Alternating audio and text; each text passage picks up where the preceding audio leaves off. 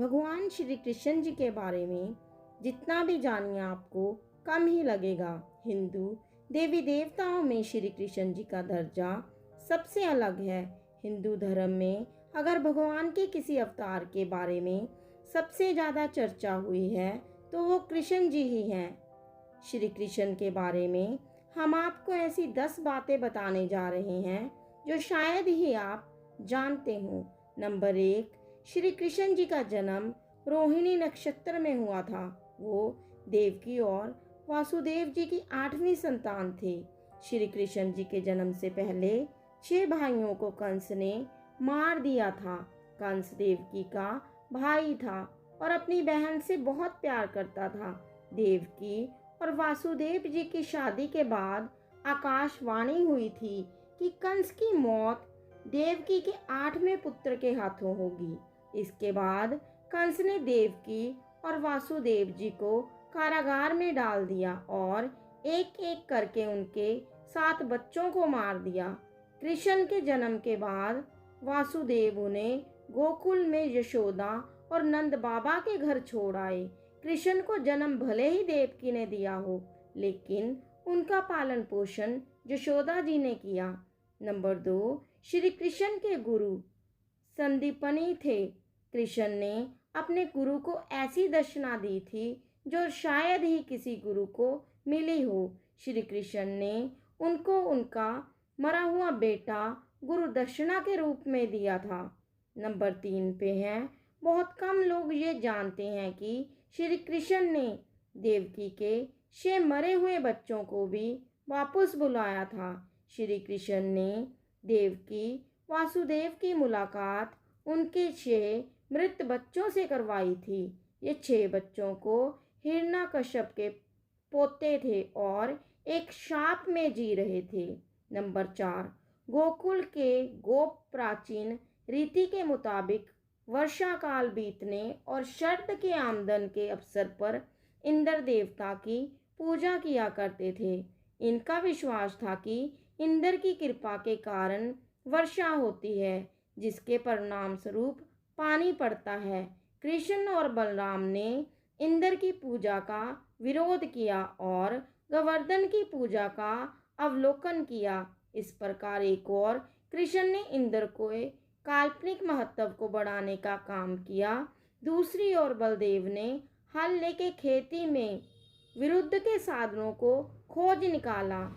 पुराणों में कथा है कि इस पर इंद्र नाराज हो गए और उसने इतनी अधिक बारिश की कि हाहाकार मच गया। लेकिन कृष्ण ने बुद्धि कौशल के गिरी द्वारा गोपिकाओं गौओं आदि की रक्षा की। इस प्रकार इंद्र पूजा के स्थान पर अब गोवर्धन पूजा की स्थापना की गई। नंबर 5 पे है, द्रौपदी चिरहरण के समय उनकी साड़ी श्री कृष्ण ने बढ़ा दी थी। ये सबको पता है, लेकिन इसके पीछे की पूरी कहानी बहुत कम लोग जानते हैं। जब श्री कृष्ण ने शिशुपाल का वध और सुदर्शन चक्कर से किया था, तब उनकी उंगली थोड़ी सी कट गई थी। उस समय द्रौपदी ने अपनी साड़ी के पल्ला फाड़कर श्री कृष्ण की उंगली पर बांध दिया। तब श्री कृष्ण ने उनसे कहा था कि द्रौपदी, मैं तुम्हारे एक एक सूत का कर्ज उतारूंगा। नंबर 6 पे है, श्री कृष्ण की 16,108 पत्नियां थी, जिनमें से 8 उनकी रानियां थी। 8 रानियों से श्री कृष्ण जी के 80 बच्चे थे। श्री कृष्ण की पत्नी रुक्मिणी को लक्ष्मी का अवतार माना जाता है। सभी 8 रानियों के 10-10 पुत्र थे।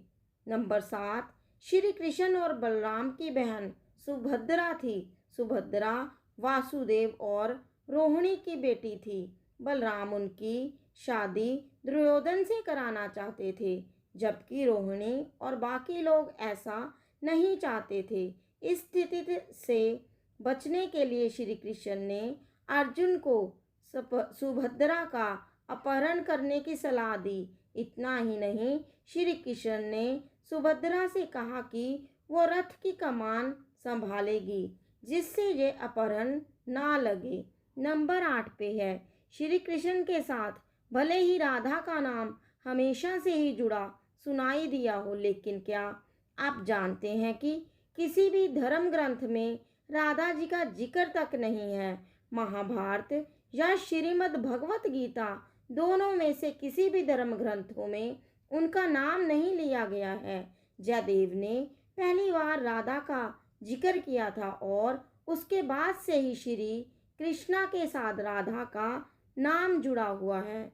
नंबर 9 पर है एकलव्य, जिसने द्रोणाचार्य को अपना अंगूठा गुरु दक्षिणा में काट कर दे दिया था। उसका संबंध भी श्री कृष्ण से था। एकलव्य श्री कृष्ण जी का चचेरा भाई था।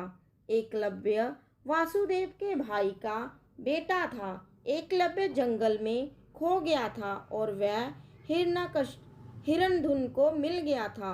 रुक्मिणी के स्वयंवर के समय अपने पिता को बचाते हुए एकलव्य की मृत्यु हुई थी। एकलव्य की मृत्यु कृष्ण के हाथों ही हुई थी। नंबर 10 पे है, क्या आप जानते हैं अर्जुन अकेला ऐसा इंसान नहीं था जिसने श्री कृष्ण के मुंह से सबसे पहली बार गीता का सार सुना था। अर्जुन के साथ हनुमान जी और संजय ने भी गीता का सार सुना था। जब कृष्ण अर्जुन को गीता का उपदेश सुना रहे थे, उस समय हनुमान जी रथ के ध्वज में मौजूद थे और संजय अपनी दिव्य दृष्टि से गीता का सार सुन रहे थे। तो मैं आशा करती हूँ कि आपको जन्माष्टमी के शुभ अवसर पर ये कृष्ण जी के बारे में जो जानकारी मैंने दी है वो पसंद आई होगी। अगर मेरे चैनल पे नए आए हैं तो चैनल को ज़रूर सब्सक्राइब करें और लाइक शेयर कमेंट भी करें। इसी के साथ आपसे विदा लेती हूँ। मेरा ये जानकारी सुनने के लिए आप सबका धन्यवाद।